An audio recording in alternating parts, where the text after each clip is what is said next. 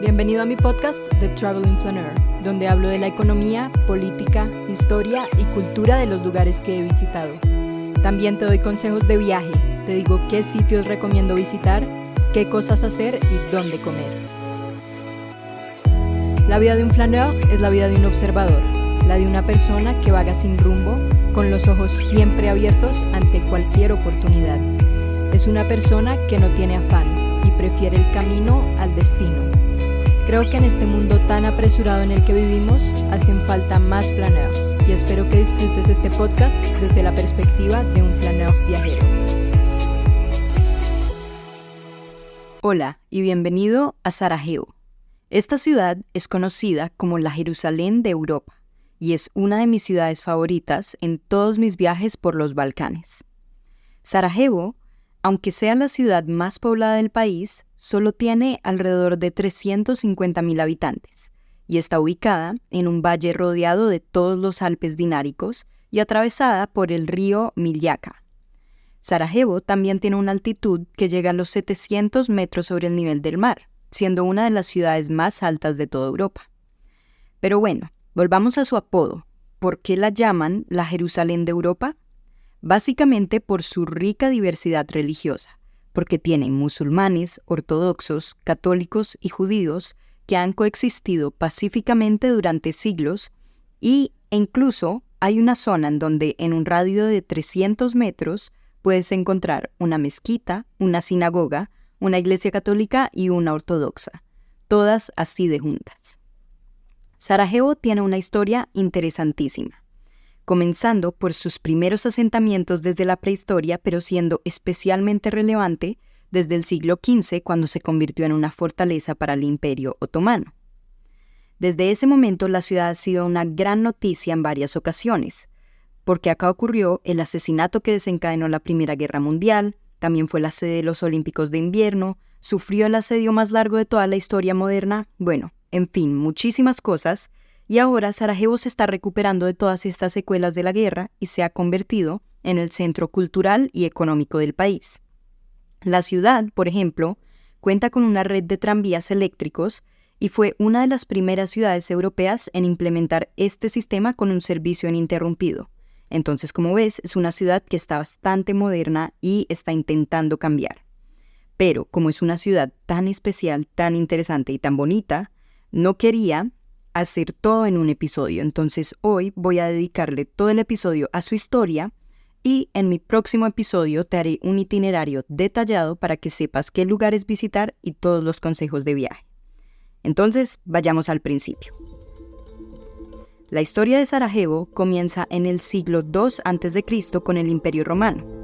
En este entonces, Sarajevo formaba parte de la provincia de Dalmacia, con una importante carretera que atravesaba el valle del río Miljacka y conectaba las ciudades costeras dálmatas con el norte.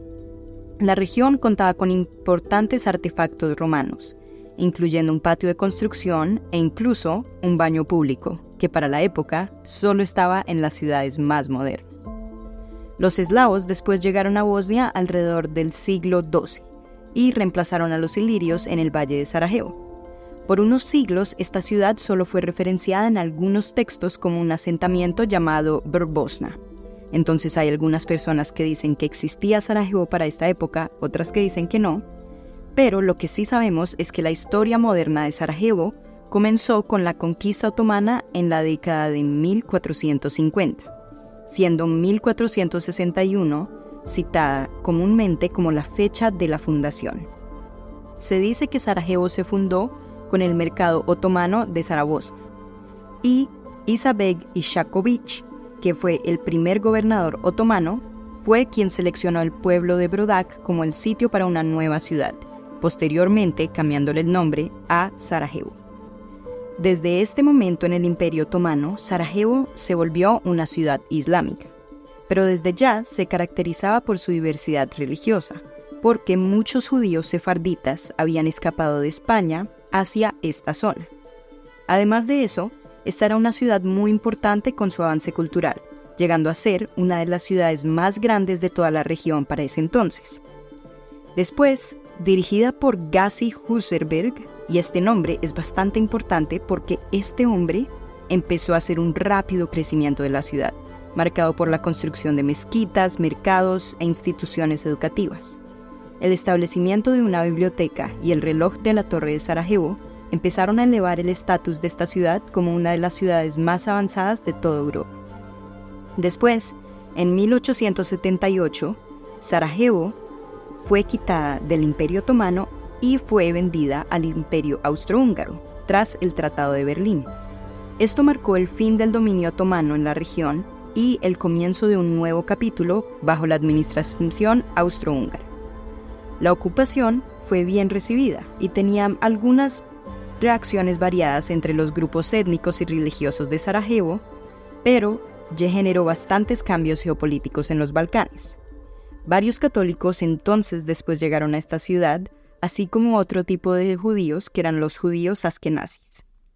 Aparte de eso, por su cercanía y población serbia que había en la zona, había muchos ortodoxos. Entonces, como ves, desde esta época ya estábamos juntando los musulmanes, católicos, ortodoxos y judíos, y este era un espacio de encuentro y de unión de las diferentes culturas. Aún hoy, una de las frases más populares y distintivas de esta ciudad es "Where East meets West", o sea, donde el este y el oeste se encontraban. Siendo parte del Imperio Austrohúngaro, esta ciudad fue el escenario del primer evento que marcó la historia del siglo XX, el asesinato del archiduque Franz Ferdinand. Este asesinato fue hecho por miembros del grupo nacionalista serbio, que se llamaba Mano Negra, y ellos buscaban la independencia de Bosnia y Herzegovina del dominio austrohúngaro para unificarla con Serbia. El archiduque era visto como un símbolo del dominio austrohúngaro en la región, y su asesinato fue considerado un acto de protesta y resistencia por parte de los nacionalistas serbios. Después de esto, el Imperio Austrohúngaro obviamente culpó al gobierno serbio por el asesinato y exigió una serie de concesiones. Cuando Serbia no las cumplió plenamente, el Imperio Austrohúngaro declaró después la Guerra Serbia el 28 de julio de 1914.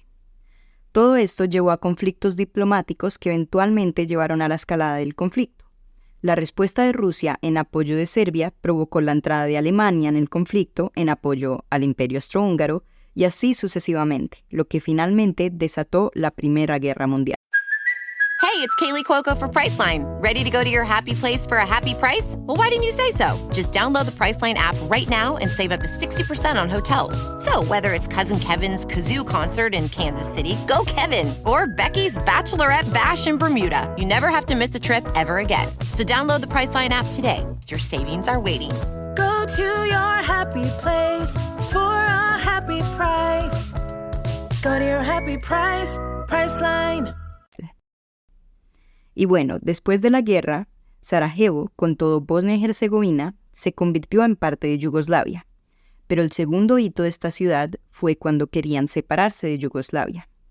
Yo ya te dije que el primer país en salirse fue Eslovenia y el segundo que logró fue Croacia, pero el segundo que quería era Bosnia y Herzegovina.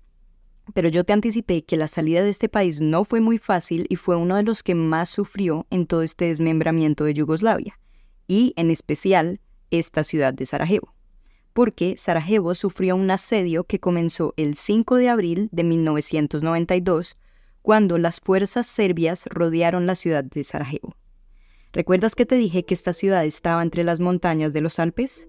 Pues eso normalmente la tenía en una posición geográficamente privilegiada hasta este momento, donde alrededor de 13.000 serbios se hicieron en las montañas que rodeaban la ciudad para poder disparar bombas, atacar con francotiradores y bloquear los suministros de alimentos, agua, electricidad y servicios básicos que deberían entrar en la ciudad.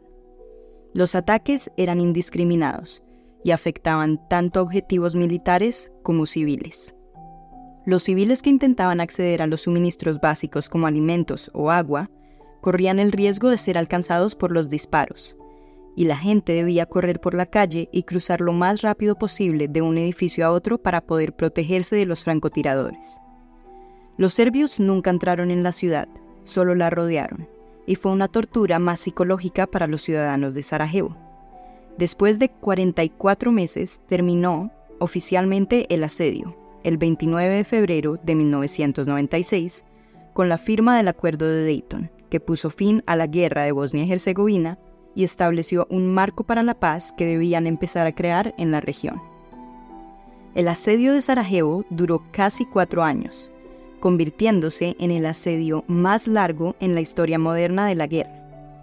Este asedio además provocó una grave crisis humanitaria por la escasez de alimentos, medicinas y otras necesidades básicas. Miles de personas murieron como resultado de los ataques, pero también por falta de atención médica, y según cifras llegaron a ser hasta 14.000 muertos, entre esos unos 1.600 niños. Según mi guía, en el centro de la ciudad había más bombas normalmente, y en las calles había más riesgo de francotiradores. Algo impresionante es que el número de explosiones promedio por día eran 329. Eso significa que había una bomba cada 52 segundos en promedio. Entonces ya te puedes empezar a imaginar el pánico con el que vivían los ciudadanos de Sarajevo cada día durante 44 meses. Cuando yo fui, quedé impactada con todo esto que aprendí, pero aún más con los relatos que escuché de mi Free Walking Tour, porque mi guía nos contó todo desde su perspectiva y cómo él vivió la guerra desde sus 8 años hasta sus 11 años. Todo esto te deja sin palabras. Él nos contaba, por ejemplo, que la única forma de sobrellevar este asedio era seguir con la vida como si nada hubiera cambiado. El colegio, por ejemplo, nunca paró. El trabajo de su mamá nunca paró. Porque si la gente se quedaba encerrada en su casa escuchando una bomba cada 50 segundos, se iba a volver loca. Entonces era mejor salir corriendo a la calle a intentar vivir la vida que quedarse en la casa. Él también nos contó de un documental que se llama Sarajevo Safari, horrible, en donde explica que en ese entonces había algunos millonarios que venían a hacer lo que se llama un manhunt.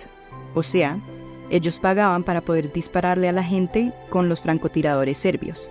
E incluso dice que pagaban más por matar niños, algo que me parece irreal hasta el día de hoy.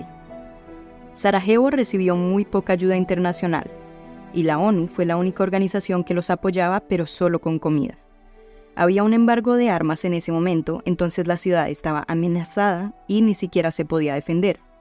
La única forma de frenar este asedio fue con el bombardeo de la OTAN a Serbia para proteger a Kosovo, y todo esto empezó a presionar a Serbia a poder ceder y firmar un acuerdo, que fue el Acuerdo de Dayton.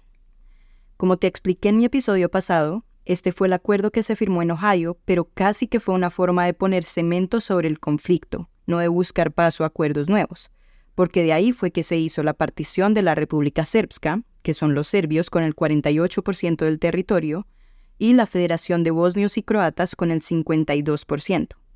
Pero hay 3 cosas que unifican a todo el país: una fuerza militar, una moneda y un tipo de impuesto. Como ves, Sarajevo es una ciudad fuera de lo común. Creo que de muy pocas ciudades te podría contar tantos eventos tan importantes. Pero también quiero aclarar que a pesar de tener este turbulento pasado, es una ciudad que hoy se está transformando, está creciendo y se está volviendo en una ciudad increíble. El turismo es una de sus formas más importantes para salir adelante, y me encantó poder ir y conocer esta ciudad tan linda e interesante, que, como te dije, ha sido por ahora una de mis ciudades favoritas de todos los Balcanes. Si te interesara hacer un free walking tour de la historia de Sarajevo, o solo de cualquier tipo de free walking tour, te dejo el link de los mejores de esta ciudad en la descripción. También te voy a dejar todos los links que normalmente uso para reservar cosas en mis viajes. En mi próximo capítulo vamos a explorar todos los lugares imperdibles que debes visitar en esta ciudad y te daré un itinerario detallado para que entiendas cada uno de estos lugares. Espero que después de escuchar este episodio ya sepas un poco más sobre la historia de Sarajevo. Comenta qué fue lo que más te sorprendió. Comparte mi contenido con alguien más que le encante viajar. Déjame un review para saber qué tal te parece mi podcast y te espero la próxima semana para poder visitar todos estos lugares en Sarajevo. ¡Buen viaje!